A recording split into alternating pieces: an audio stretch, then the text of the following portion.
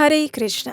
कार्तिक मास यानी अनेक पर्वों और उत्सवों का मास। इस मास में अनेक महत्वपूर्ण तिथियां भी आती हैं और ऐसी ही परम पावन तिथि है कार्तिक मास के शुक्ल पक्ष में आने वाली चतुर्दशी तिथि, जिसे हम वैकुंठ चतुर्दशी के नाम से जानते हैं। कार्तिक पूर्णिमा से एक दिन पूर्व मनाया जाने वाला ये पर्व अत्यंत पुण्य प्रदायक और आध्यात्मिक जीवन में प्रगति करने के लिए सुवर्ण अवसर फिर एक बार प्रदान करता है। कार्तिक मास के शुक्ल पक्ष की चतुर्दशी तिथि को भगवान विष्णु के साथ साथ भगवान शिव की भी आराधना की जाती है।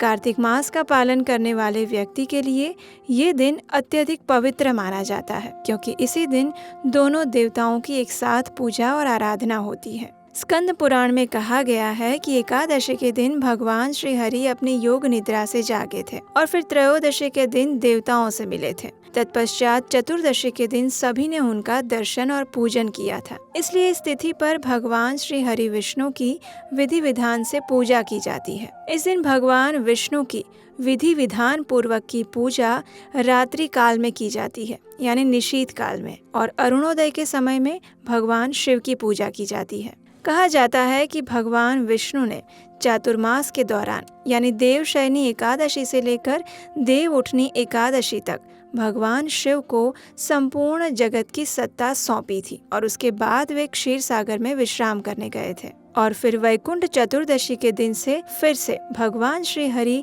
वैकुंठ में वास करते हैं और इस पृथ्वी का संचालन आरंभ करते हैं। तो चलिए देखते हैं कि इस बार ये वैकुंठ चतुर्दशी कब आ रही है। कार्तिक मास के शुक्ल पक्ष की चतुर्दशी तिथि यानी वैकुंठ चतुर्दशी इस बार आ रही है 14 नवंबर गुरुवार के दिन। इस चतुर्दशी तिथि का प्रारंभ होगा 14 नवंबर गुरुवार के दिन सुबह 9:43 पर और इस तिथि की समाप्ति होगी 15 नवंबर सुबह 6:19 पर। इस दिन भगवान श्री हरि की पूजा करने का निशीथ काल यानी मध्य रात्रि समय होगा 11:38 से 12:31 तक का।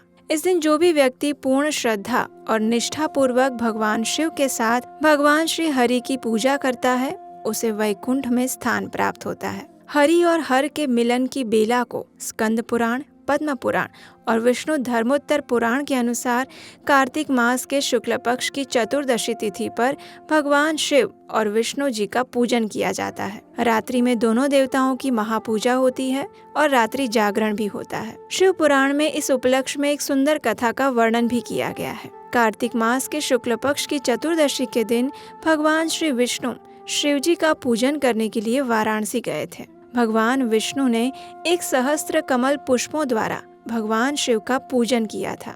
भगवान शिव को कमल पुष्प अर्पित करते समय भगवान विष्णु को ज्ञात हुआ कि अंतिम पुष्प वहाँ नहीं है, और तब भगवान विष्णु ने, जिनके नेत्रों की तुलना कमल से की जाती है, उन्होंने अपना पूजन पूर्ण करने के लिए अपना एक नेत्र निकाला और अंतिम पुष्प के स्थान पर भगवान शिव को अर्पित कर दिया।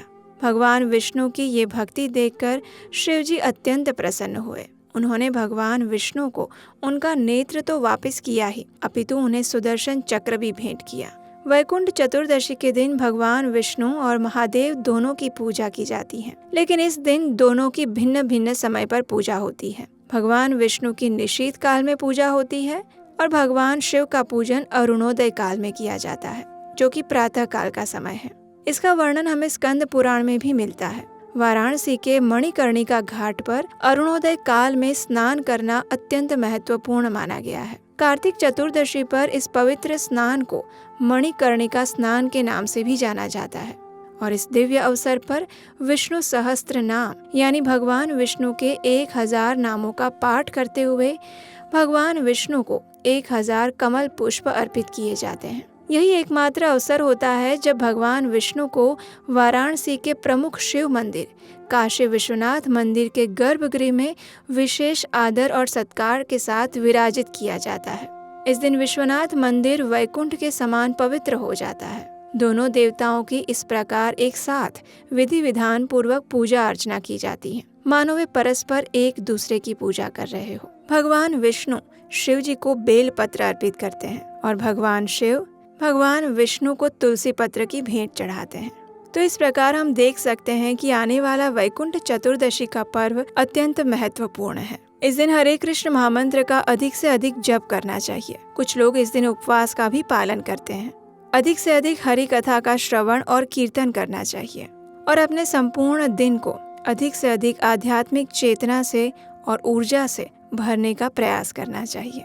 तो हमें आशा है कि आपको ये वैकुंठ चतुर्दशी के विषय में जानकारी अच्छी लगी होगी और इसी वैकुंठ चतुर्दशी से जुड़ी हुई विशेष पौराणिक कथा को सुनने के लिए आपके अपने इस चैनल को याद से सब्सक्राइब कर लीजिए। बेल आइकन दबाकर नोटिफिकेशन ऑन कर लीजिए ताकि इस विशेष पर्व की विशेष कथा आपको सरलता से मिल जाए।